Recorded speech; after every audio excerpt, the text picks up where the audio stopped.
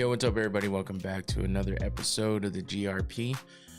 Back at it on a Sunday, day after UFC 323. Watch party went well last night. Solo watch party, but it was fun. It was a good time. I actually had a good time doing it by myself. You know, usually I'm only doing those for, the number or the pay-per-views that were during the day or something like that, but everyone was not able to make it last night, so that's okay. I did it on my own and it was fun. And it was a pretty good fight card, honestly, overall. If you think about the prelims and everything that happened from the bottom to the top, we had so many finishes, exciting fights happening throughout. We had multiple fights that were like fucking crazy back and forth fights. So Johnny, what up? Merab shocked the MMA world. Oh man, Merab. I don't know what to say about Merab after last night, man. He took on too much for the year. That's what I think. But I also think that Petr Yan just came in the better fighter. Okay, you did mean I thought you were just being sarcastic. But yes, Yan did kind of shock the world. Because of the fact that Merab was on such a fucking crazy streak. 14 wins in a row. His fourth title defense. If he would have won in 1 year. Yeah, it's a lot to do in 1 year, man. And I think that he took on too much, but accompanied with that, and more than likely the bigger reason is just that Yan was a better fighter than he proved to be in their last matchup. And I think he was stuck in that rut of losing the title and all the controversy that surrounded it. He said he was compromised in that last fight because of injuries and whatnot. So he showed and proved that either all that was right or Merab was really off his game. But, there was things about Merab that didn't happen. Rematches are easier. Not always. Sometimes somebody just has your number and you just can't beat them, Shit has happened before. Yeah, I mean, you get to learn some shit. But if the person that you're fighting, that you're rematching, that beats you, consistently gets better as well as you getting better, it's hard to catch up, because they're ahead of you already. They beat you for a reason, and they're ahead of you already. So sometimes a rematch just becomes a bigger space in between the two. Look at Merab and O'Malley. I mean, he finished him the second fight, so that made a difference. And but these fighters go on these long runs, and sometimes these runs just end abruptly due to whatever reasons. And Merab it's always when somebody looks like they're just unbeatable, and then they get beat. As soon as everybody starts talking about how unbeatable they are and how untouchable they are, that's when they go down. It's like a curse. But yeah, that's kind of what happened last night. We had two new champions in the lower weight divisions. So we're here to talk about that because one of those fights ended in a very weird and bad way. It kind of sucks. But Joshua Van doesn't think it's bad because he's the new champ, and that's okay. He caused the injury that happened to Alexandre Pantoja. It was kind of a freak accident, but who you picking between Van and Tyra?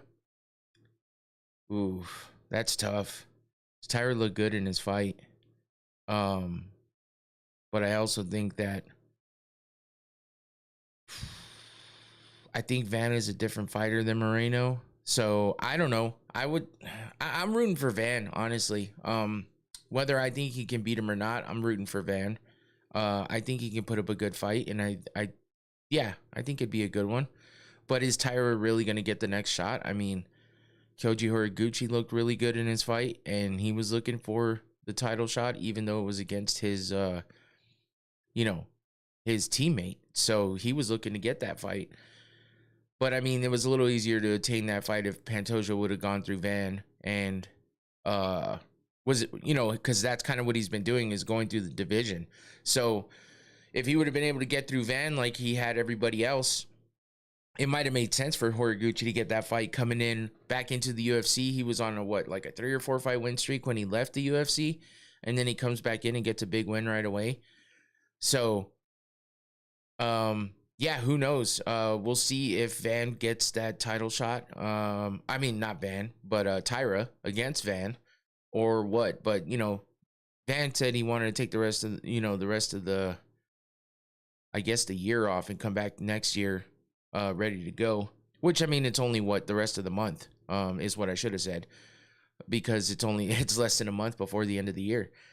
So, he wants to be off for the rest of the month, which is, there's nothing going on anyway. There's nothing going on until the 24th. He's going to have to wait till the end of July or February to fight anyway. So that, I mean, it kind of works out for him. And we'll see what the outcome of the actual injury. Hey, all is good. Thank you for coming back. Appreciate you. Thank you to both you and Johnny. Since you're here right now and jumping in already, I appreciate you guys for hanging out last night at the watch party as well. It's always fun to have you guys to interact with and stuff. So thank you for supporting and being here and interacting with me. But yeah, we'll see what the extent of the injury is, and what exactly is going to happen with Pantoja, because there was a little bit of mix-ups and controversies when it came to what was actually happening with Pantoja in that arm, shoulder, elbow, whatever the fuck happened, right? But we'll cover it here in just a minute. As for me, I'm a little tired today. Yesterday kicked my ass with the move that I helped my mom with and stuff, so I'm a little sore today. Did a lot of heavy lifting and a lot of walking around.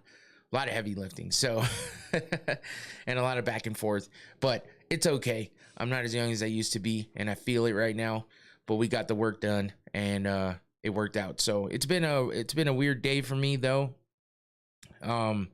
Just trying to prep for this show tonight. I had my interview that I just did about less than an hour ago with Stephen Lohman, who is he's now back in Brave CF. He was with them before.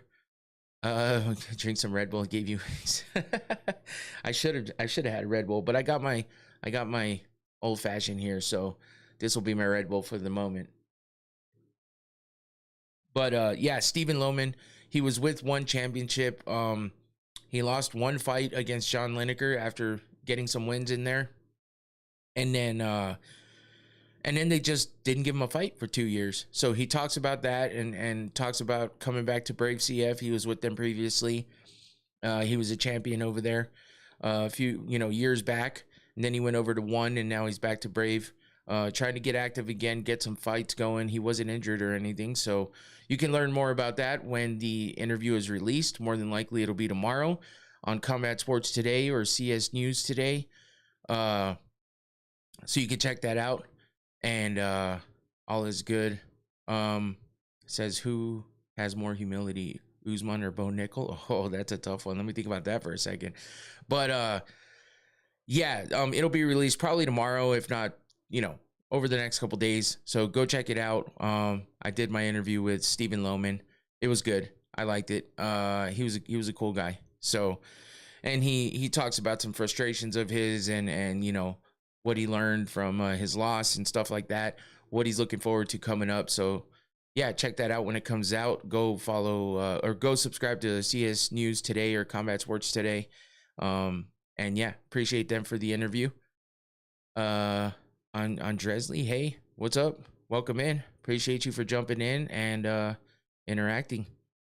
Dominic Cruz, still the bantamweight go. Dominic Cruz says some dumb shit sometimes, bro. Like, what the fuck is he talking about? Oh, I think we should have just let Pantoja tell us when dude, he was telling us that the fight was over. He's waving Van off like, hey, bro, my arm's fucked. And Dominic Cruz acts like the fucking ref stopped it, without any good reason. It's like, what are you talking about? What do you think about Van behavior after what happened? I don't think too much about it, honestly. Yeah, could he have maybe not celebrated at all? Sure. But out of me personally, I don't find any problems with it. It's not like he's laughing at him or anything like that. He's celebrating what just happened. No matter what, he's in the moment. And guess what? The fight gets waved off. That means he's the champion. He's not dancing over Pantoja. He actually held back from hitting Pantoja when he could have easily said, the ref's not stopping. It's just because you tell me don't hit me doesn't mean I don't have to hit you. And he had the, you know, he had the wherewithal to stop himself and say, hey, he was being a good human. He said, hey, obviously something's wrong. He looked over at the ref. The ref called the fight. It's over. Sure, go fucking say, yes, I just became the champion. It sucks that that's the way it happened, but fuck everybody that wants to talk shit about it, man. I think it's stupid. Johnny just said it's a title. Go celebrate. Hell yeah.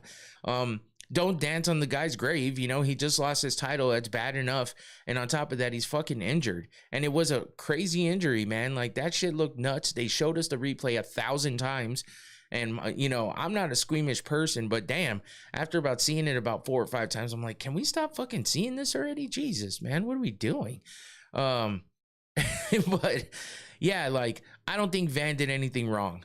He didn't do anything wrong. He won the title regardless. He even after in the post-fight press conference as a little bit of a joke, but maybe also he said, oh, it's because the real belt was too heavy. But his little, I don't know if it was his brother or some kind of family member had the little fake belt on him when they were all in the cage taking a picture.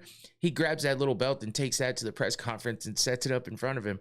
And I'm sure maybe there's a little bit more into that where he's thinking, hey, everyone's going to say I'm the fake champ anyway, so let me go take the fake belt and kind of laugh about it. To me, that's personality. He's being funny. And then he also just said, laughing, he was like, I don't know, man, I just brought this one out because the other one was too damn heavy. You know, maybe that's a joke too. Maybe he's, you know, people are going to say, oh, he doesn't deserve that belt. He can't even carry that belt and blah, blah, blah, blah, blah. You know, there's a lot of things that can be read into.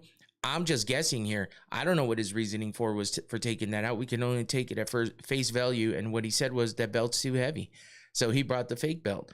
I'm sure it's a joke, but you know, everyone's going to look at it different ways. People are going to talk shit about Van saying he's a fake champ, a paper champ, all this other shit. I think it's ridiculous, and I think people should just shut the fuck up and let what happened happen. He's not making fun of him. He's not saying, oh, because I'm so strong, I threw him on his arm and blah, blah, blah. He did cause the injury. He grabbed the leg and threw him on his ass, and due to the way that Pantoja, you know, tried to base himself out, he fucking injured his arm.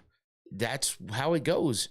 They consider that officially a TKO due to injury.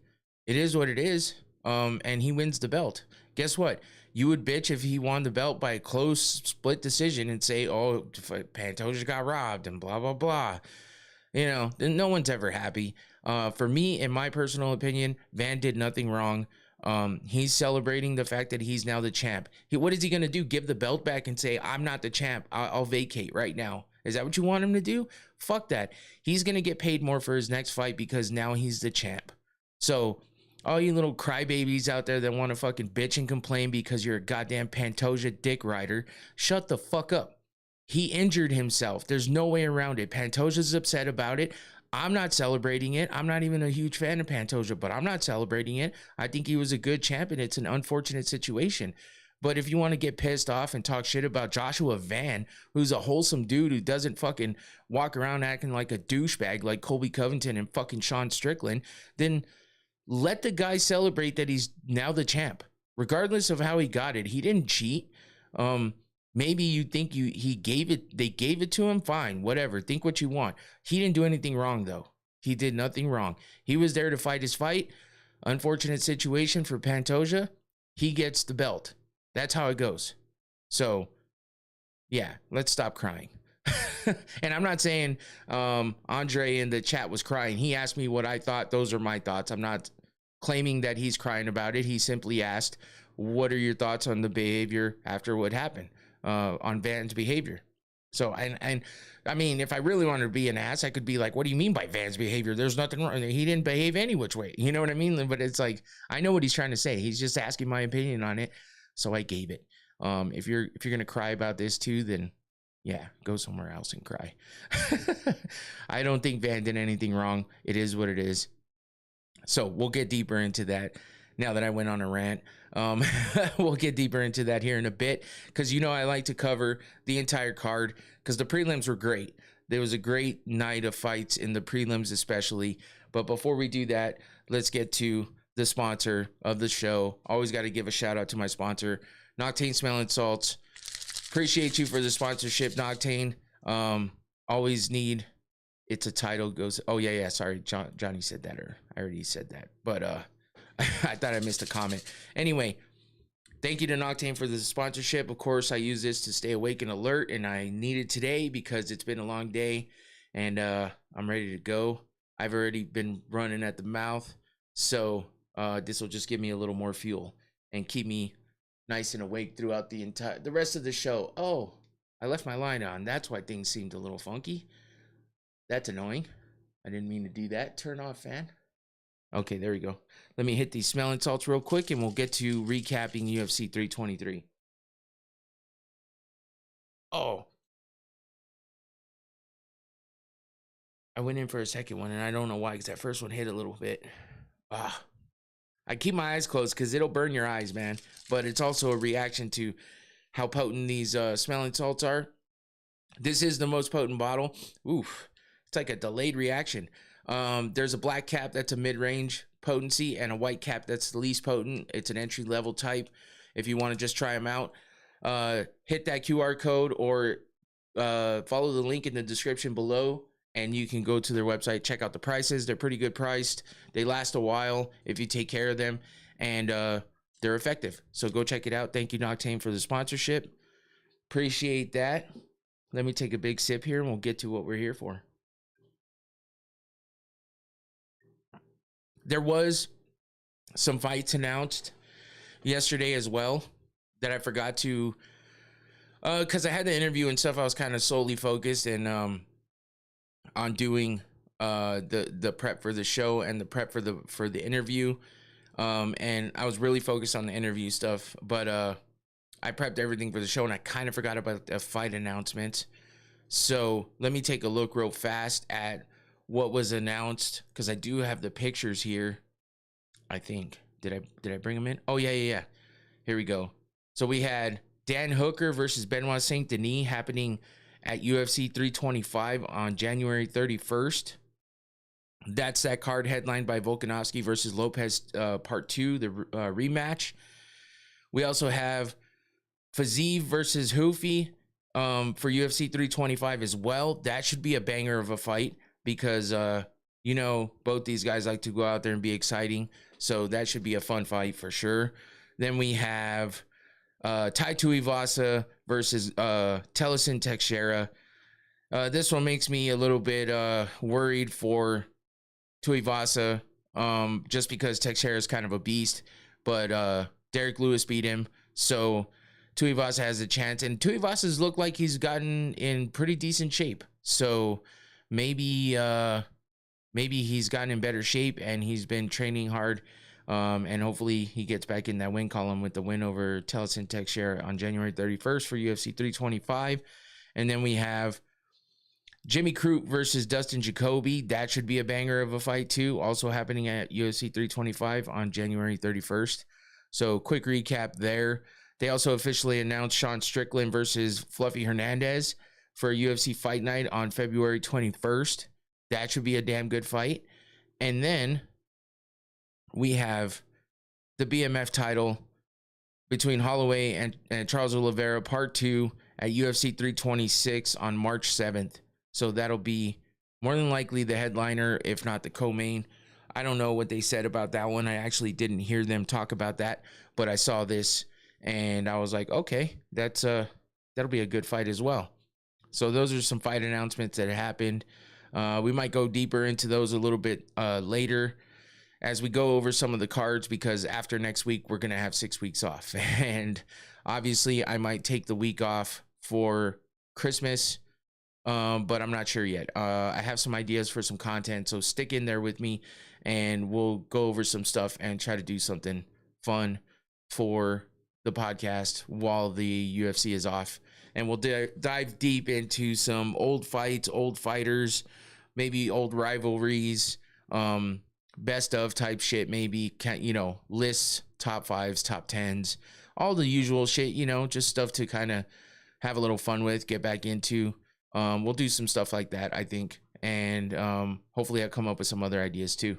But stick around. Make sure you like this video while you're here, please. I always appreciate that.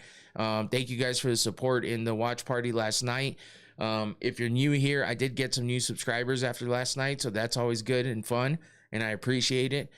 Growing the channel is what I want to do.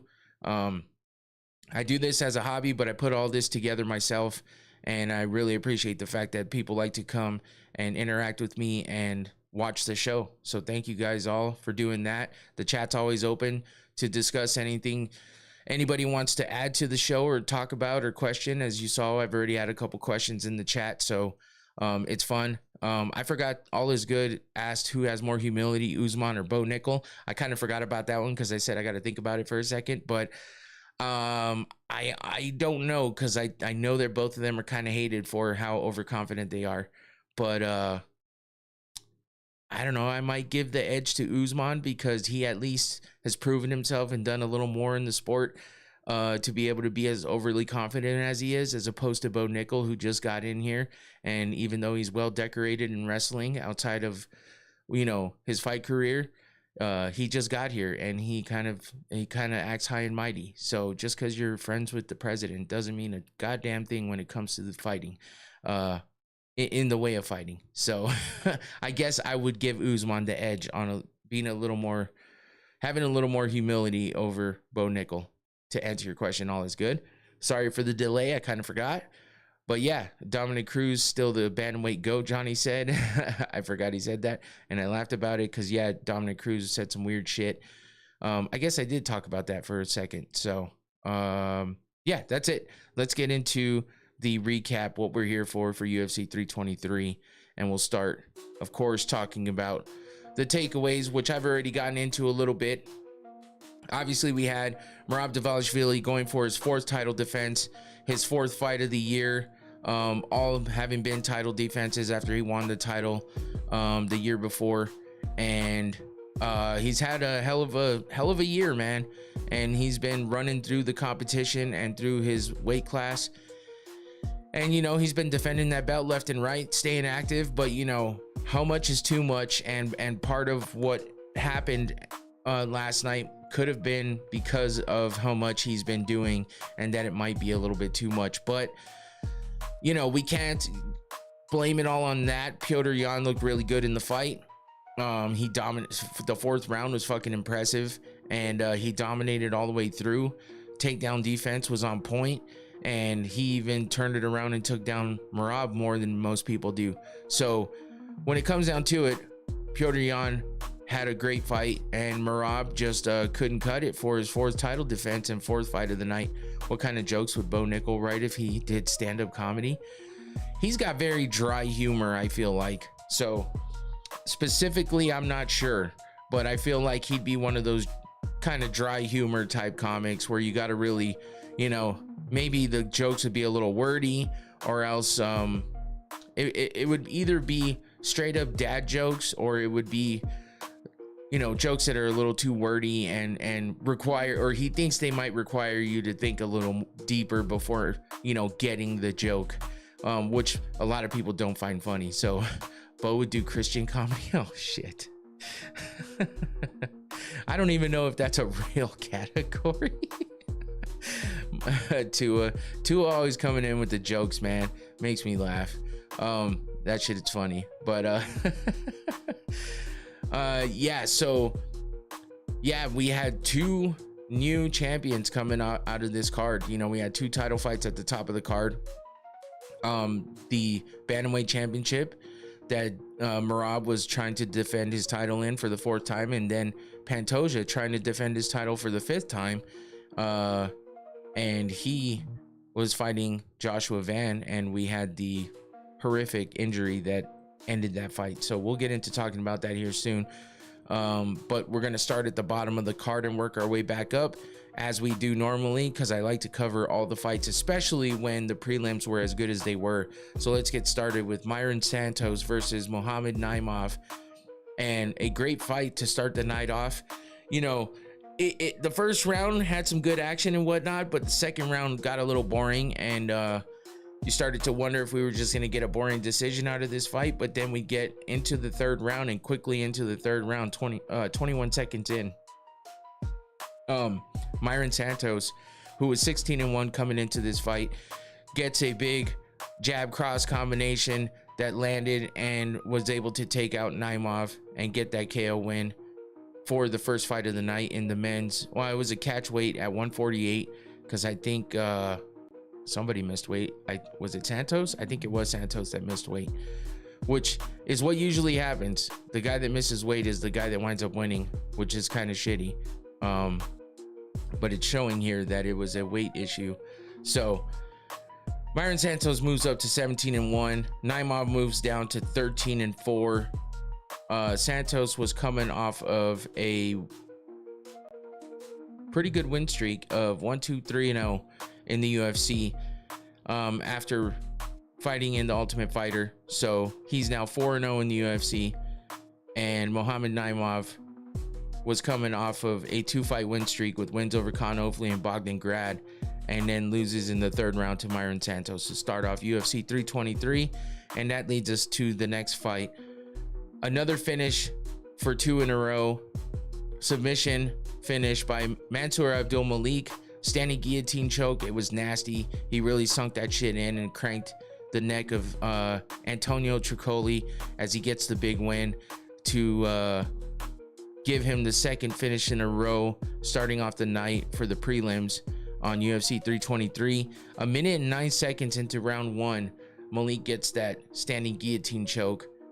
That puts Abdul Malik at I'm sorry, did I just, yeah, Abdul Malik, I don't know why I thought I said his name wrong. That puts him at 3-0 in the UFC. He's got the one decision that was overturned. I still don't remember what the hell that was about with Cody Brundage. Yeah,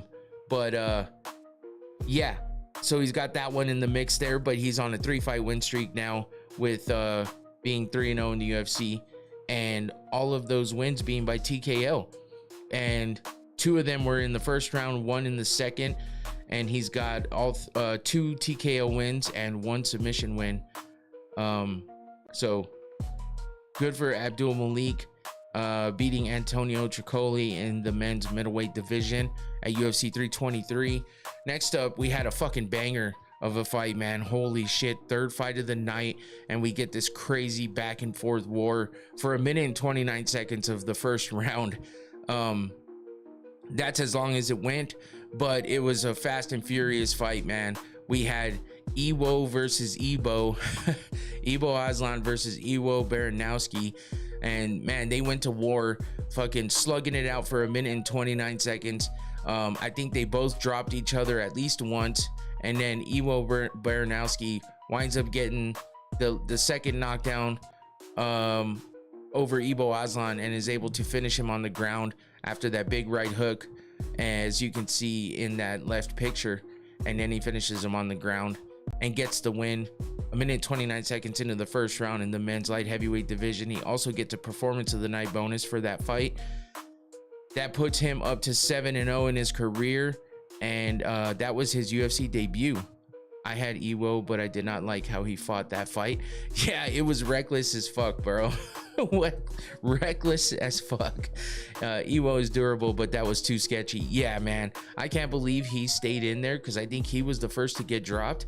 That was such a crazy back and forth fight, and it only lasted a minute and a half, but holy shit was that action. But that makes Baranowski the debut, his UFC debut, and he gets the first round finish by TKO. He came in from the Contender Series where he had a 20-second win in the first round, and that was a TKO win over Muhammad Ali. Oh yeah, Muhammad Ali, I forgot. Spells it A-L-Y. Muhammad spelled different as well, but Ibo Aslan is kind of big. Yeah, he's big, but he dropped hard. Holy shit, did he go out. But yeah, I think Iwo got rocked in the first couple seconds of that fight against Ali in the Contender Series as well, and then he came back with the big with the big overhand right that he dropped Ali with, and then finished him on the ground as well in 20 seconds of the first round. So he's all about the fast and furious fights. But Ibo Aslan came in swinging too, and he was 2-2 coming into this fight, and now that puts him down at 2-3. Also a guy from the Contender Series, but he's been on a 3-fight losing streak, and now he's got losses against Ian Cutelaba, Billy Alencana, and now Iwo Baranowski. And yeah, that's 3 in a row. 2 finishes. He got subbed by Cutelaba and now TKO'd by Baranowski, and he lost by decision to Alencana. So yeah, we'll see if they keep him around after losing 3 in a row and 2 of them being by finish.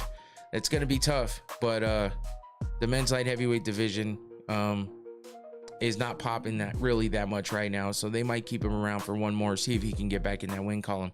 Which fighter is most likely to sing "You Are My Fire"? The One Desire. What the fuck? All is good is always throwing some random ass questions out there, which is funny, but I'm always wondering, like, how do you come up with these questions, man? And what makes you ask them? It's just so random, but it's funny. Who do I think would sing something like that? I don't know. It had to be one of the guys that has a really good sense of humor. Off the top of my head, who would I think? I mean, I could see Merab doing like a lip sync fucking thing to something like that, just because we've seen him do some of those funny videos. Maybe, well, Corey Sandhagen doesn't really sing and dance around. Yeah, it is Backstreet Boys, I know. I was laughing at myself for the fact that I almost started singing while I was reading the words that he wrote. Oh man. Yeah, I don't want to do that. I'm not a singer for sure. And I still have some of this fucking congestion going on. So I feel like I still sound all fucking stuffy nosed and shit, and it's annoying me. So I'm hoping that goes away soon. But my poor wife has been down and out since early last week. She started to get a little better, and then Friday took a turn for the worse. And Friday and Saturday was a lot of resting and sleeping for her, because she's been feeling bad. And I feel bad because I think I gave it to her. I was the first one sick in the house. So unfortunately, hopefully she gets better soon, but I'm waiting for all this residual bullshit to get out of here, because I'm just tired of it all. And it's always worse at night too, but hopefully no one else gets sick out there. That shit sucks. I don't even know what I had. I just took a lot of some like Mucinex or some shit, and I kind of kicked it in a couple days. Like I said, I just have this little bit of stuff here. I'm not John Cena. I'm not saying you can't see me. I'm just saying I got some congestion going on. Hopefully it fully goes away. But anyway, back to the fights. What the fuck am I doing? Yeah, we'll see if Iwo Aslan gets kept around, and see if they can get him back in the win column. But I don't know. That was a tough one. He was the slight underdog in that fight, with Baranowski being the slight favorite. So next up, another banger of a fight we had, which was Jalen Turner making his way back to the UFC after retiring earlier this year. I think they said back in March. And you know how these fighter retirements go, man. They miss the fights too much. Some of them never stop training and just start getting the itch to fight. It's like a long layoff instead of just a retirement, which sometimes I wonder if they should just take a break and say, hey, listen, I'm not refusing fights because I don't want to fight these guys. I'm just refusing fights because I need some time off. And then you take the extended period of time. And then if you don't feel it coming back after like 6 months or so, just be like, all right, I'll retire now. But instead, these guys jump the gun and decide to retire in the cage because, you know, I get it. They want to have that moment or whatever. But when you turn around and rethink it so quickly and months later you come back. Yeah, I didn't think Jalen Turner needed to retire anyway when he did earlier this year. I think that it was too quick. I think he still had some time that he could have just worked some things out. Maybe just take longer breaks in between fights, you know, like I said. But he chose to retire, and now he comes back and he fights a vet in Edson Barboza. Veteran fighter, you know, really good striker, good leg kicks, good kicks overall. And but you know, he's getting older, got a lot of fights under his belt, and you know, hasn't had the best of records as of late. So Jalen Turner comes in fighting Edson Barboza and gets a first round KO of Edson Barboza. 2 minutes and 24 seconds in, Jalen Turner's able to get him, knock him down after getting that big elbow to the head, which is why you see all the blood in that picture on the left. He elbowed him on, like, kind of at the top of the head here, and he got a huge, Barbosa got a huge gash, started squirting blood. When they were scrambling on the ground, Barbosa's head's just spurting out blood all over the place. It was kind of crazy, but yeah, that was a fast and crazy fight too. A lot of action going on, and you saw Jalen Turner just look hungry and dispatch of his opponent quickly. 2 minutes and 24 seconds into the first round, he's able to get that finish and get the win over Edson Barbosa after coming out of retirement for just over 6 months or whatever. But Jalen Turner, he was the heavy favorite as it was, so it makes sense that he got this win this quickly. He proved the odds makers right. He's now 8-6 in the UFC. He was coming off of two losses in a row, which might have contributed to the retirement. You know, in his last five fights before coming into this fight last night, he was 1-4 with only one win over King Green. All others were losses in those 5 fights. 2 by decision and 2 by finish, which were his last 2 fights. He got finished by TKO by Renato Moicano, and then subbed by Ignacio Bahamondes. So since March, you know, he retired, but now he's back and makes a splash with a big win over Edson Barbosa. And that was in the lightweight division. Next up, we move over to what was supposed to be the middleweight division, but another weight cutting issue with Bruno Ferreira. And once again, Jalen's a dork. Why you say that? Like, he just looks like a dork, or he's like a true dork and there's a reason for saying that, is what I'm curious about. But Bruno Ferreira misses weight, and once again, the guy that misses weight you know, comes around, even though the fight takes place still, and the guy that misses weight fucking gets the win. And that's kind of what happens a lot of times with guys that miss weight. Barbosa used to be the tallest fighter at 155. I chose Edson to win. Oh, that's why. Yeah, I was thinking that Barbosa might chop down those legs of Jalen, but he didn't really do a good job of that. And you know, the fight didn't go on long enough for him to be able to, you know, do that, to try to wear out Jalen. So Turner was able to get a quick win, and that's how that fight went. So, but yeah, Bruno Ferreira comes out with the win by unanimous decision, capping off the what was that? 4 fight in a row finishes, 4 finishes in a row for the first 4 fights of the prelims. There wasn't a whole lot going on in this fight. I mean, it wasn't the most boring fight ever, but it also wasn't the best fight, especially after watching the 4 that took place before it with all the finishes. Even the standing guillotine was exciting, but the rest of them were TKO wins. And then we get Bruno Ferreira versus Marvin Vettori, and Ferreira gets the win by unanimous decision.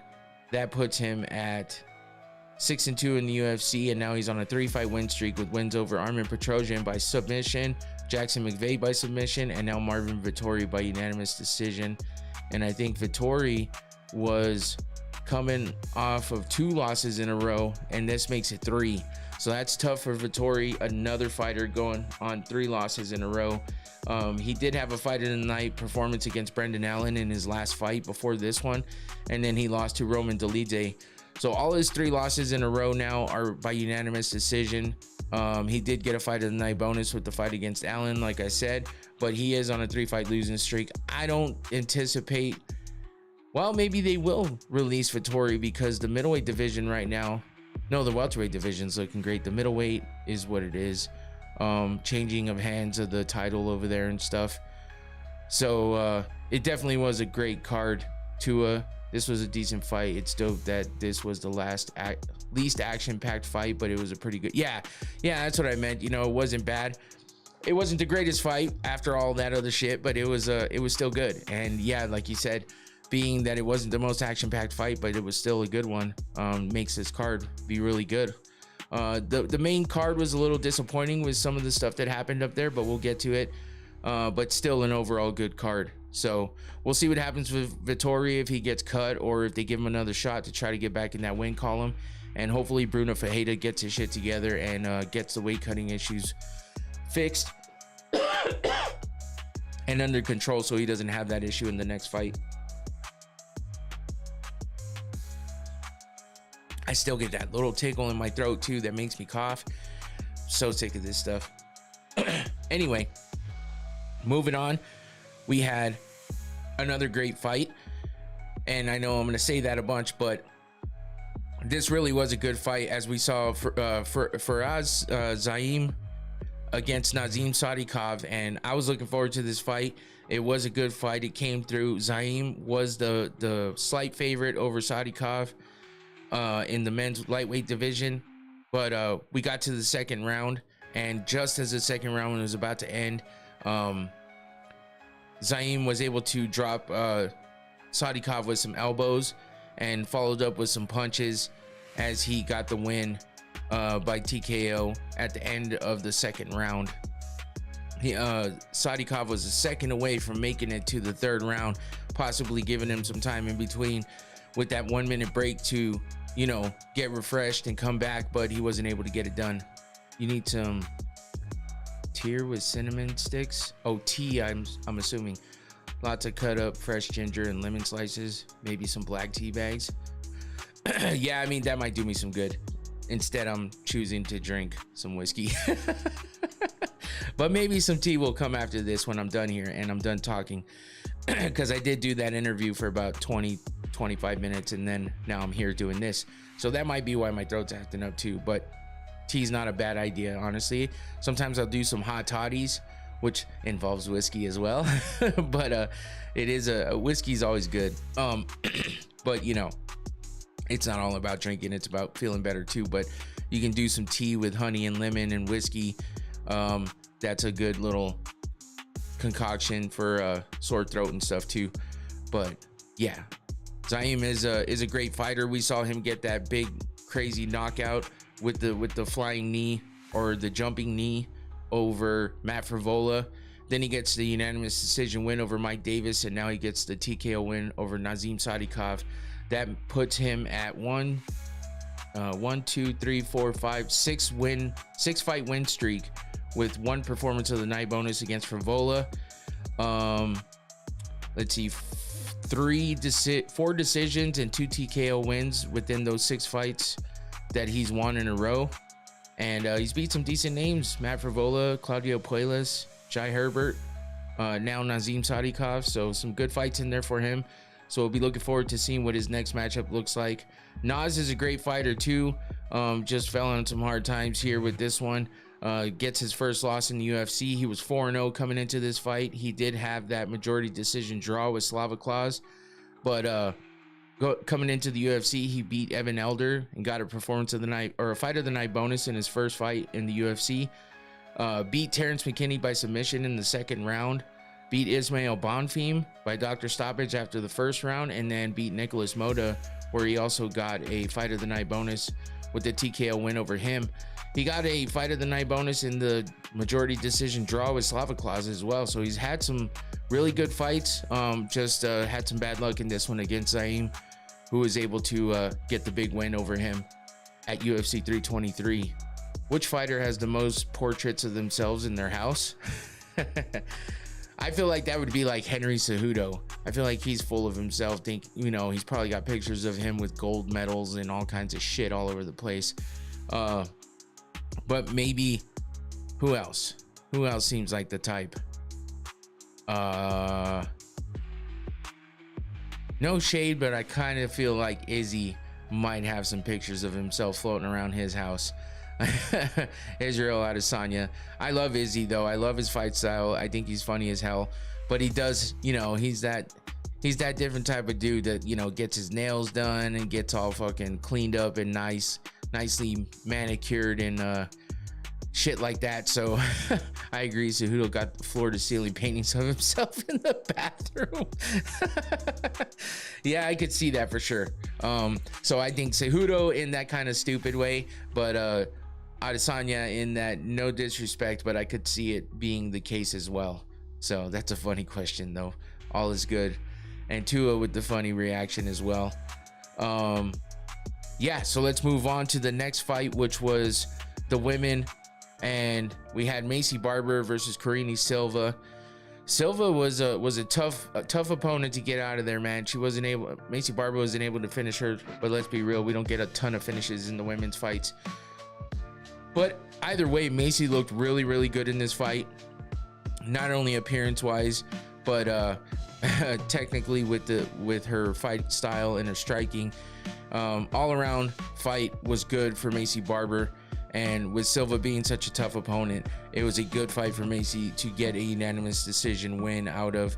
That puts her at 15-2, and she was coming off of a pretty good fight, long win streak. I can't talk. What the hell's wrong with me? 1 2 3 4 5 6 fight win streak coming into this one. She had that mishap with Aaron Blanchfield where they had to cancel the main event of a fight night card at the very last minute when Macy Barber was supposed to be coming out, and she had some health issues and whatnot. So that was unfortunate, but she bounced back and was able to make it into this fight and beat Karine Silva by unanimous decision. I got something tickling my nose too. I'm about to sneeze. Yeah, it gets the unanimous decision win here against Karine Silva at UFC 323, and that's just your second decision in the prelims. We get back to the finishes with Chris Duncan versus Terrence McKinney. Another great battle, back and forth war. McKinney drops Duncan. Duncan comes back, drops McKinney, and then he takes over and is able to get McKinney into a submission and choke him out by an anaconda choke 2 minutes and 30 seconds into the first round. And Terrence McKinney, man, so what I was telling everybody, that's what happens with Terrence McKinney. It's one round, it's crazy, and whether he wins or loses, somebody gets finished, and it just happens quickly. McKinney just goes after his opponent, reckless abandon, and just fucking goes after it, and goes out on his shield if he has to, but he takes the chance, and a lot of times he's getting finishes, but he's also been finished a few times himself. Chris Duncan is now 15-2 overall, 6-1 in the UFC. This puts him on a 4-fight win streak, with 2 of those wins getting performance of the night bonuses or fight of the night bonus, like he got against Mateusz Rebecki in his last fight, which was a crazy one as well that he looked really good in. He got a unanimous decision win in that one. He beat Jordan Vucenic by submission in the second round by guillotine choke, and then beat Balaji Oki as well by guillotine in the first round. That was his other performance of the night bonus, and now he gets yet another submission. 3 out of his 4 wins that he's had on this 4-fight win streak have been by submission, all by chokes, and then the one unanimous decision win over Rebecki. Terrence McKinney, though, I mean, he's got a lot of promise, man. I think if he just picked his shots a little better, maybe didn't come running out full force without the defense to handle that kind of a bum rush, maybe he would have a little bit of a better record and have some more success. But overall, he's still done well. He was on a 2-fight win streak with TKO win in the first round over Damir Hadzovic, and then he beat Slava Klaus by submission 55 seconds into the first round. Once again, if you look at all of his fights, win or lose, they're all ending in the first round. He went to the second round with Nazim Sadikov and Ismail Bonfim, which he lost both of those fights. But there's finishes all the way through here. I mean, there is no, I mean, you can go all the way back to when he was in the LFA, and there was no, reckless abandon MMA for sure. There's no decisions in there. It's either submissions or TKOs, whether he wins or loses. He's now lost 3 times. Oh, I'm sorry, 3, 4, 1, 2, 3, 4, 5 times. Yeah, is that what I said? 7 and 5. Yeah. And all a mix of TKO and submissions all the way through. But I think Terrence McKinney's a fun fighter to watch because you know what's going to happen. It's going to get crazy. But hopefully he hones it in and you know, maybe slows it down a little bit just to be able to ensure that he gets a few more wins, because he does have some power in his hands and he has some good submissions on the ground to be able to get those wins. He just has to set it up properly and not get caught in the mix of doing all of it. So that was that fight between Chris Duncan and Terrence McKinney, finishing 2.5 minutes into the first round with Chris Duncan getting the submission win. Next up, we have Manuel Torres versus Grant Dawson, and another great fight, man. 2 minutes and 25 seconds into the first round, Manuel Torres lands this nasty uppercut that you see in that left-hand picture, and gets Dawson to the ground and finishes him with some ground and pound, and he winds up with the performance of the night bonus here in the men's lightweight division as he beats Grant Dawson in the first round. That puts him at 5-1 and on a 2-fight win streak now. Look at this shit, man. In his last 1, 2, 3, 4, 5, 6, in his last 6 fights, including this one, he's had 5 out of those 6 fights have had performance of the night or fight of the night bonuses. It looks like they're all performance of the night. And he's gotten finishes in all of those fights, all being by TKO, all being by the first round, except for the one submission against Chris Duncan. But that was also in the first round.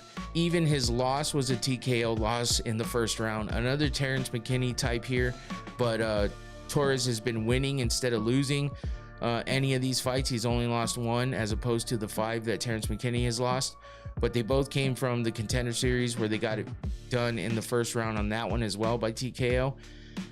And yeah, Torres is just a silent assassin, man. He doesn't make a lot of noise, but when you see him fight, he shows and proves why he's so damn good. And with only that one loss to Ignacio Bahamondes back in September of last year, you know, he's been doing well in the UFC with a bunch of finishes all in the first round. Exciting fighter. So we'll see what Manuel Torres has coming up next. As far as Grant Dawson, I think he was on a win streak as well. Yeah, he was on a 3-fight win streak with wins over Joe Solecki, Rafa Garcia, and Diego Fajeda. 2 out of those 3 were decisions, unanimous decisions, and the one was a TKO against Rafa Garcia. Now he lost to Manuel Torres by TKO. His last loss was to King Green by TKO as well, all in the first round. So, you know, Dawson doesn't have a lot of losses and has a lot of win streaks in between there. So we'll see if he bounces back with and only leaves it at 1 loss and gets another win streak going after this fight, after he gets some rest and heals up. So that was that fight to end the prelims and all of the finishes in that one. That's 145 or 155. That was 155 in the lightweight division with Torres. That's what it says they fought at least. Yeah, lightweight for both. So that was a fun fight. And yeah, that's about how the prelims went. Now getting to the main card. And we start off kind of on a sour note. Pretty shitty, but it was a good fight, honestly. It just sucks that the outcome had to be the way it was. And I don't know, for some reason on this fight, I had it a little bit off. I kept saying that I thought Guskov won at least 2 of the rounds to get him the fight, but it winds up ending in a majority draw. And when we saw the cards, it was showing that the judges, at least 2 out of the 3 judges, gave the first and the third rounds to Jan Blachowicz. So I was wrong on that one, and it is what it is. You know, I just didn't see it that way. I was actually paying attention, so for some reason I saw that one a little bit different. It was a close fight though, man, and that's why I wound up in a draw, because the judges, you know, 2 out of the 3 judges gave Bogdan Guskov the 10-8 round, or I think all 3 gave him the 10-8 round, if I remember the scorecards right. So yeah, we ended in a majority draw. One of the judges had it for Guskov, the other 2 had it for as a draw. So when it comes down to it, that's how that went, and we get a draw out of it. But it was a good fight. You know, they didn't get a bonus or anything like that, but we had some good action, some good back and forth in the fight, and yeah, it was entertaining, just as the rest of this card was. But that was the first kind of setback coming into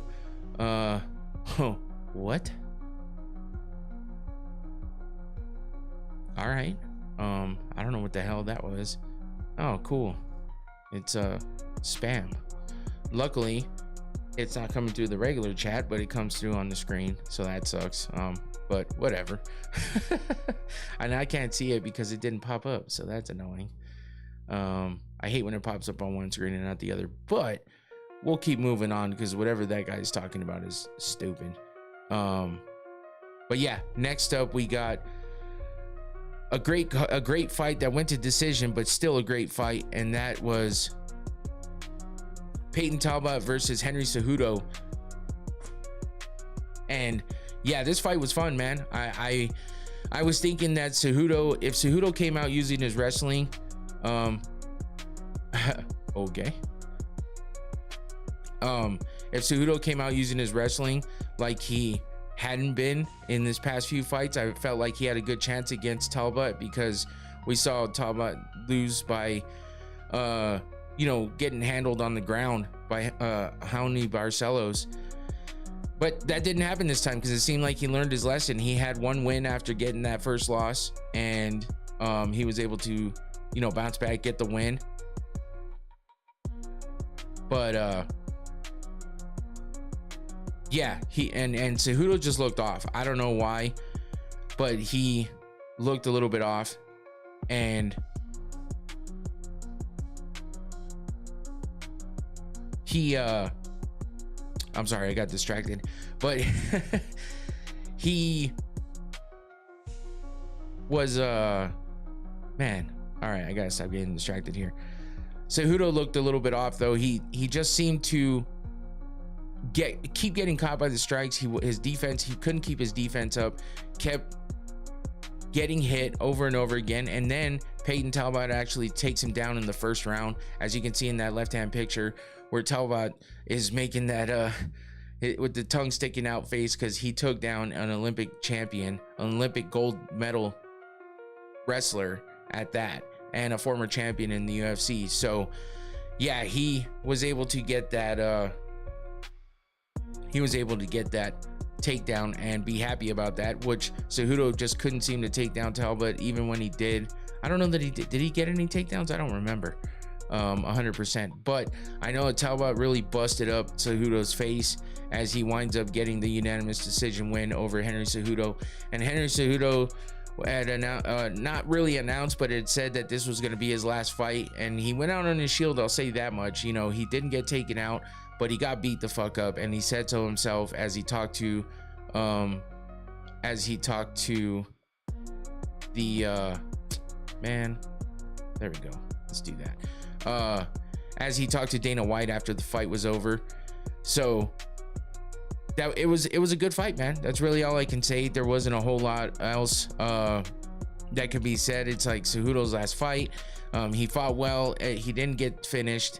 But Peyton Talbot showed us how much he learned from his loss and getting back in the win column, and then he extends to a 2-fight win streak now. After his last fight, where he got the win over Felipe Lima by unanimous decision as well. He started off his career in the UFC pretty hot, coming from the Contender Series with the unanimous decision win there. Then he got 3 finishes in a row, 1 sub and 2 TKOs, and then he lost to Raoni Barcelos by unanimous decision, and has had 2 unanimous decision wins since then. Henry Cejudo was on a nasty losing streak and just extended that even further. He was on a 3-fight losing streak, but he lost the belt. He lost the title fight against Aljo by split decision, and then lost to Merab by unanimous decision, then lost to Song Yadong with that eye poke stuff that happened earlier this year. And then he comes back and loses to Peyton Talbot as well, to then put himself into retirement again. We'll see if this one lasts. I think it's about time for him to hang it up. He's not using his wrestling like he used to. It's not as effective anymore, and I just think it's that time. I don't think he should have retired when he did, but that was his call, and I think it was not a good idea when he did it. So he lost a little bit of time there where he could have done some more stuff with his career and gotten some more good wins, but he didn't do that. He decided to retire, and then he comes back and doesn't have a good run of it. So now he's retired again, hopefully for good this time. And Peyton Talbot, you know, get to win over a big name, former champion, Olympic gold medalist, all the other accolades you want to talk about with Cejudo. Peyton Talbot was able to take him down. That was a big win for him as well. So yeah, good win for Peyton Talbot in that unanimous decision, the men's bantamweight division at UFC 323. And that brings us over to another good fight that happened, and that gets us, oh, I'm sorry, I skipped one. We had Henry Cejudo, I told you, got beat up pretty bad, and oh man. All right, hold on a second.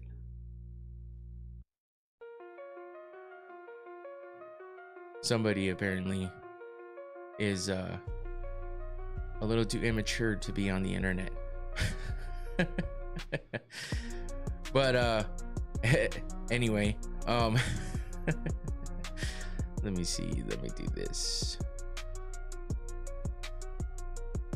No, that didn't work. Okay, hold on one second. I'm gonna get to this here, and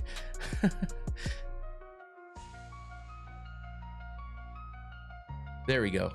Easy enough. Yeah, definitely not, man. I don't know what the fuck's going on. Shit is stupid. Anyway, it was distracting me and it's annoying. So, but yeah, we could see how much damage that Henry Cejudo took from Peyton Talbot. That eye is nasty. Look at that gash above his eye and that huge fucking just crazy I can't even think of what the fucking swelling under his eye. I don't know. I couldn't think of the word. But yeah, it was a badass fight. That's what Dana White said. That's where I got this picture from, was his Instagram story. And yeah, on the right hand side, we got a thank you from the UFC to Henry Cejudo. He got his nice little video package put up there, showing all of the memories from him being in the UFC, winning the title, multiple titles, and all that stuff. So it was a good career for Cejudo. I feel like coming back from the retirement fight kind of sullied it a little bit, but you know, overall he still has the history of everything that he's done and well accomplished. So I will say it was a, you know, it was a good career for Cejudo, and I'm glad he's, you know, letting it go now. So thank you, Henry, for, you know, the good memories with the fights, but I do not thank you for the cringy moments that I had to put up with while you were just being a jackass. Who do you want Peyton to face next? That's a tough question, because I feel like there's let me go to the rankings, because I want to see what the rankings were. I don't know. I need to bookmark this because I'm always having to look for it, and I don't know why I don't have it just somewhere easily, somewhere easy to get to. But what do we have? Peyton is 135. So yeah, bantamweight. We got, where are we at? Bantamweight. Oh, there it is. What, I passed it. Okay. Marcus McGee, Kyler Phillips, Vinicius Oliveira, Rob Font from 15 to 12. Yeah, so Henry Cejudo was ranked 10. So we'll see if Peyton Talbot takes that ranking, because that's what he was ranked coming into this fight, Henry Cejudo. And sometimes when you beat a guy like that, oh geez, Tua. God damn. I almost said that shit too. Bruh. Holy shit. Henry Cejudo might do boxing next. I wouldn't be surprised if he did. He's that type of dude that would probably want to do some shit like that. I'm surprised he didn't do it when he did his retirement, but he did say he wants to go back and spend time with his kids. But maybe he gets bored after a while and decides to do some boxing. Who knows? I don't think he'd do very well in the boxing, in straight up boxing. I don't think it's for him. So I like Cejudo in a boxing match. You would, Tua. You would. Right after I say I don't think he would do well, you would say that. But I don't think he would. I don't think he would do good at all. He's a I mean, yeah, he's a great competitor, but I just don't think striking is his thing, man. I just don't think that it's his thing. But we'll see if Peyton Talbot takes his number 10 ranking. That would be a crazy shoot up from him. because he's not ranked right now in the top 15 at least. I want to see him in a jiu-jitsu competition. That would be more like something that would make sense for Cejudo. He was in a grappling match not that long ago against and that was May of this year, where he won a decision by points. So yeah, and that was in a grappling match in Alash Pride 108. I don't know what that is, but he did win a grappling match there. So yeah, maybe some jiu-jitsu and stuff. Henry can win a fixed fight in boxing. Probably. Who knows? Maybe he can't even win that. I don't know. Anyways, I don't think Henry ever submitted anyone. Yeah, maybe not, but you know, with the wrestling and stuff like that, it might be a better thing for him to do. Yo, fuck, I didn't realize you went live. Oh, it's all good, Tyler. Sundays is the recap night, so welcome in anyway. I want to see Cejudo swim. Man, you just want to see what he's gonna swim in. Or how little he can swim in. In a movie acting. No, man, he's cringy as fuck. You don't want to see him in a movie. That shit would be fucking annoying. Anyway, Henry Cejudo, thanks for the good memories, and yeah, glad you're gone because of the bad ones, but good luck in everything else you do, Henry. Let's move over to Jan being the last person to ever win a fight on pay-per-view is legendary. I don't think anybody will really look at it like that. I think his performance was pretty fucking good though. But yeah, you know, maybe being the last pay-per-view might be something that people think about. Henry can work with Bonnie. Man, never mind, I'm not even gonna say that. Anyway, we had Tatsuro Taira versus Brandon Moreno in the next fight, and another former champion in Moreno. But Tatsuro Taira gets the best of him. What do you guys think about this one? You think that the you know, the ref called it too soon? I feel like even if he let it go a little further, it would have been fine. It wouldn't have really been beneficial to anybody except for possibly giving Moreno a little bit extra time. But it didn't look like he was moving. It didn't look like he was getting anywhere. So I don't know that the extra time would have been beneficial unless it was a lot of extra time. So Jan getting the belt back in the greatest underdog performance in recent history, being the last one. Okay, yeah, that is better, Tyler. that wording makes a difference, and yeah, that sounds a lot better, honestly. Moreno was taking a few too many shots. He definitely was. You know, he turtled up a couple different times and kind of stopped moving. Not in the way that I thought he was out, in just the way that he stopped with the massive defense that you think, you know, normally happens to people when they're pretty much done. And that's what the ref looks for. He's not intelligently defending himself. He's just turtling up. He's not trying to get, you know, change the positioning or anything like that. So I feel like, you know, maybe it was a few seconds too early, but I don't think, unless he would have let it go minutes longer, I don't think anything would have changed. And even if he would have let it go minutes more than that, I don't think that it would have changed anyway. Tatsuro Taira was just doing too well. So he got the TKO punches from the back mount that he was able to finish Brandon Moreno on. And yeah, the refs do always yell fight back, and if they don't do that and they say it a few times, they're gonna stop the fight. That's kind of your warning that he's getting ready to stop the fight because it's not looking good. So Tatsuro Taira moves up to 18-1. Seeing your boy in the when you both swore you would never be there is like that video of GSP and Jones seeing each other in line at the club or whatever it was. Yeah. Where was that? I remember that video like of them, but I don't remember exactly where that was. That's funny though. Tatsuro Taira is 8-1 now, only loss being to Brendan Royval by split decision, where he got a fight of the night bonus. He's now on a 2-fight win streak though. With this win over Brandon Moreno, he submitted Hyung Sung Park back in August of this year by face crank in the second round. It's a coin flip for me between Van and Taira. Yeah, I wonder if they're gonna actually give Taira the title fight though. We'll have to wait and see. But he also beat Alex Perez and got a performance of the night bonus there too. So, you know, he's got some good wins under his belt. Yeah, they were showing, you know, making it look like Taira was in the crowd, reacting to the Pantoja injury and the fact that Van won. Vinicius Oliveira just got booked against Mario Bautista. Ooh, that's gonna be a banger. That'll be a damn good fight. But yeah, Tatsuro Taira moves up to 18-1. Brandon Moreno suffers this loss after having 2 wins in a row over Amir Albazi and Steve Erceg by unanimous decision. Now he got finished by Tatsuro Taira, so we'll see what happens next for him, who he gets, and if he can get back in that win column. February 7th at the Apex. Okay, yeah, that's gonna be a good fight. They're going to give him the title shot so they can have an event in Japan.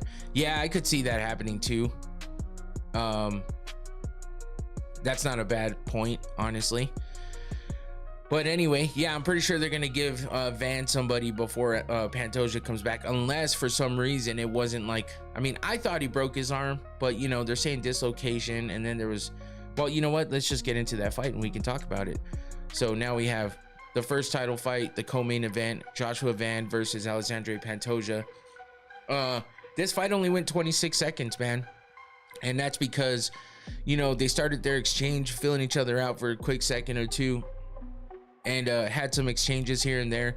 Pantoja comes with the high kick that Van catches his kick and throws him backwards, and Pantoja tries to catch himself on his arm and winds up what looks like snapping his arm. Not sure that he actually snapped it. It sounds like it was a dislocation at this point, but there hasn't been any real, you know, true evidence yet of what actually happened. I don't give a fuck what happened. Van is the champ. Oh yeah, for sure, man. We were talking about that earlier, about the behavior of Van after the win, and I went off on a tangent, so you'll have to go back and check that out, Tyler. But I went off on a rant saying that I don't give a shit what anybody says either. He's okay to celebrate regardless of feeling bad for Pantoja or not. He is the new champ, so the fight's over due to TKO, due to injury. That's how that works. So, you know, it's better than a disqualification or some bullshit. And on top of that, because, you know, think about that Jan versus Aljamain Sterling fight. Like, imagine if it would have gone down something like that. But yeah, for sure, Van is the champ now. It ain't his fault, and he still went and comforted him too. Yeah, he showed sportsmanship for sure. Everyone's just talking about the fact that, oh, he shouldn't have been jumping on the cage and celebrating. It's like, shut the fuck up, he just won. But yeah, I went on that rant earlier. I already talked some shit, but he 100% caused the injury by throwing Pantoja backwards like that. Van drives a van while wearing Vans. But yeah, I mean, he caused the injury with the reaction to, you know, catching the leg and the defense that he had. He threw Pantoja back, which caused the arm injury, you know.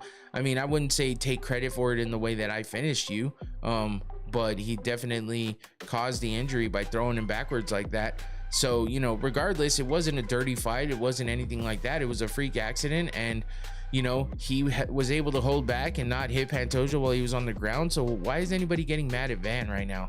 It's dumb. But yeah, Joshua Van is your new flyweight champion after Pantoja does this to his arm. Get ready for this. If you're squeamish, you might want to look away. But and fix his wrestling. Yeah. I mean, he didn't quite do that, but I will say that that's the first rule. You don't see guys make strides he has. No, for sure. Too often. For sure. I mean, I just, when I say that's caused like, I mean, you know, he didn't cause his arm to break. It's when you see it, the transcendent qualities of a fighter sometimes is in that. It's like this magic of like, how did they get so good so fast, or how did they improve this so fast? There's something inexplicable about that. And I feel like he's got it was a dislocated shoulder, and fix his wrestling. I mean, he didn't quite do that, but I will say that you know, a shoulder you don't like see guys make strides like he has too often. I mean, gonna hate that's like I'm because of it. Yeah, people are fucking. It's when you see it, the transcendent qualities of a fighter sometimes is in that. It's like this magic of like, how did they get so good so fast, or how did they improve this so fast? There's something inexplicable about that, and I feel like he's got and fix his wrestling. I mean, he didn't. Shit, I didn't mean for that to happen. My bad. Strides like he. Oh, what was that? Okay, there, is that better? I did actually just see one of the meters going up, and I was like, what is that coming from? Okay. You know what? I probably recorded this video while I was listening to a podcast. So that might have been what you were hearing. That's kind of funny because I did not even pay attention to that. And I'm actually wondering what podcast I was listening to too, because I had podcasts going all day. It was like one podcast to the next, and I started listening. Some shit came on that I don't even listen to that was playing. And I was like, what the fuck am I listening to? But I was recording stuff. I was downloading pictures. But yeah, it's cool that it was a shoulder injury. I don't even know what to say to that too. But yeah, that fucking, it was, they kept talking about the shoulder, but I mean, we saw the elbow go all crazy. I think it was a elbow dislocation or whatever. They haven't said yet if it was an actual snap or if he's gonna need surgery or whatever. I guess if he needs surgery, he's gonna be out a while, obviously. But you know, when it comes down to it, he's injured. He lost the title. It sucks. I think there was a miscommunication. Oh, with what they were talking about? Yeah, I think so too. I mean, you saw Rogan's face as he was asking, like, what the fuck is happening with this? When Megan O'Leary was talking about it. So either way, nasty injury. I'm actually kind of tired of seeing this loop over and over again. So I'm going to stop that now and let's move on. But yeah, congrats to Joshua Van. I don't get the hate and I don't think it's necessary. I feel like, look at his shoulder. No, yeah, you can definitely see. I mean, that's why I say I understand when they say that a shoulder injury or whatever, but I don't think that the shoulder should have been the main concern, because of how we saw the elbow go nuts. Merab got beat up bad, man. Yeah, he did get beat up bad. And actually, I found another picture after I loaded all this stuff up. I found another picture that what do you call it? That showed Merab's face. But you can see it kind of in this second picture on the right-hand side, how beat up his face was. He was bleeding all over the place. Petr Yan's striking was looking good. Having girls in your jacuzzi is the best space for MMA. Yeah, that was a funny interaction, man. Merab and shit was just funny. It sucks when somebody can get you, because it almost seemed like Merab wasn't actually understanding what the fuck was happening with that one. But anyway, yeah, he got beat up pretty bad. Petr Yan's striking looked really good. His takedown defense looked really good. There was just a lot going on there. Yeah, his face was on. That's where I got the Cejudo one, and I just completely missed until after I was done prepping the one of Merab's face, or else I would have put it up here too. But yeah, like I said, Yan's striking looked good. He beat the shit out of Merab, and then those body shots were really hurting Merab. He kept catching him in the liver. Good for Merab for being able to, withstand all of that just crazy, damage that he was taking. I couldn't think of the fucking word. The best takedown defense in UFC history. Yeah, man. For the amount of times that Merab usually takes people down, the records that he has for takedowns and takedown attempts within a fight, it's crazy that he was, not really successful at all in taking down Yan. Yan's defense was top notch, and on top of that, his striking was really good, and he did what he had to do, and he earned that title. We all were talking about, the fact that Merab has fought so many times this year, and this would have been his fourth title defense, and maybe he was pushing himself too hard. But really, Yan's performance was so good that none of that even matters. It doesn't matter if he would have fought him now or if he would have fought him in 2 months from now. I still think if Yan is this version of Yan fighting Merab in the future still, I think he still would have won. Yan gonna have a jacuzzi full of women in Vegas. He out wrestled Merab to complete masterclass. Yeah, took Merab down, didn't let Merab take him down, and worked the striking from the body to the head and caused a lot of damage, bloodied up the face of Merab, and just put on a masterclass, especially in that fourth round. Who you picking in the trilogy fight? Shit, man. It depends. If Merab can come back the way that he was in the past 3 fights this year, and if this was just a one-off performance that he wasn't able to just lock in on, then I think I would still go with Merab. But it's 1-1 now, and we've seen both of them dominate in both of the fights that they've won. So it's a tough one. And if a trilogy does happen, I think it's necessary too, actually. But especially with the run that Merab had. But how long does he want to take off? How long will he need to take off? And on top of that, how long does Jan want to have off? Will he take another opponent in between there or not is the other question. But I think if Jan continues on fighting in this fashion, I don't know that Merab has what it takes to get past him. But if this doesn't weigh heavy on Merab and Merab was just off this night, then I think it's going to be a great fight to have as a trilogy if they do it again. I think Jan going to attack the body and legs even more in the third fight. I think Jan actually had a broken hand in the first fight. Yeah, he was compromised for sure in that first fight. They talked about that a lot. So if this is the way Jan, but I mean, we saw Jan lose a bunch of times, a few times before coming into the fight with Merab the first time, I think, right? Or he was in the middle of that losing streak when he fought Merab the first time. No, he had lost to Aljo and then lost to Sean O'Malley, and but that was a split decision to Sean, I guess. And then we know what happened in the Sterling fight. So yeah, he might have been in his head about losing, and that's why also being compromised with the hand being messed up and stuff. But he got 3 decision wins in a row before coming into this fight, so it's not like he looked as impressive as he did in this one in his past few fights. I just think that he's been doing great and working his way to this, and he finally got there and got the title. Regardless, he was the better man of the night. He got the big win. He showed us domination. He showed us things that haven't been done to Merab in that fashion. So I think Jan might have his number now, and if he does, then a trilogy, we know who's going to win, and then we'll have to see who can come up and dethrone Jan again now that he's a 2-time champion. Oh, but if Merab is hungry and learns from this fight and gets some good rest time under his belt and heals up, then maybe he can come back even stronger than he was previous to this fight and start on another big long win streak. So either way, that was your main event for the UFC 323, and that about does it for me, because that's all we were gonna hit for today. Just recapping UFC 323 because that's what we do on Sundays. And again, nothing else really going on right now besides the fight announcements, and we went over those a little bit. O'Malley and Jan hurt Merab with shots to the body. That's a good point, Johnny, honestly.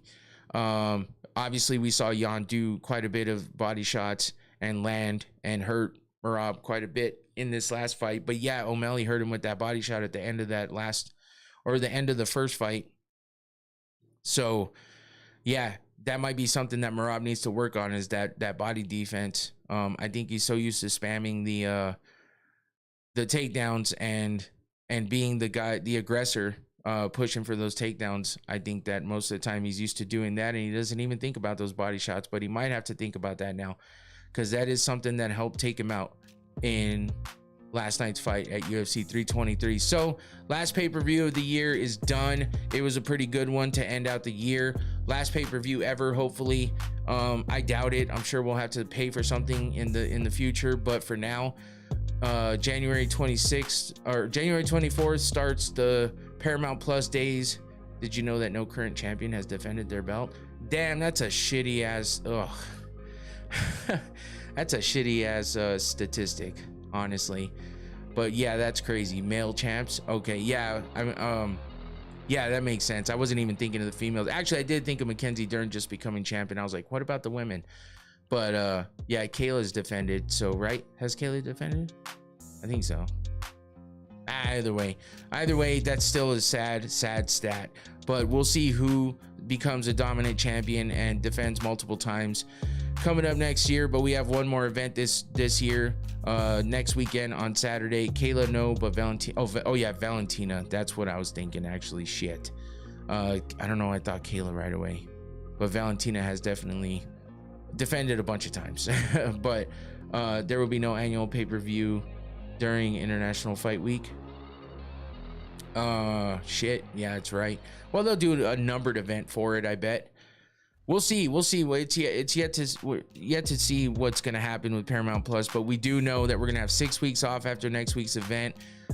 So we have one more event coming up. I'll do the preview for that on Thursday, so be on the lookout for that. Make sure you like this video before you leave here, guys.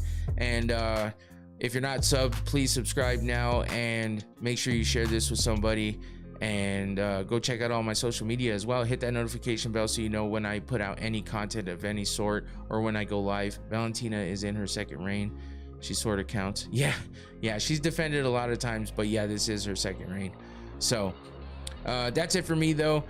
Be on the lookout for that interview on Combat Sports Today that I did earlier with Stephen Lohman, and that should be coming out within the next day or two.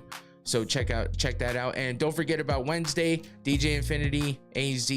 Go subscribe to his YouTube channel. I will be doing an interview, or he will be interviewing me on Wednesday on his channel for the Gcast.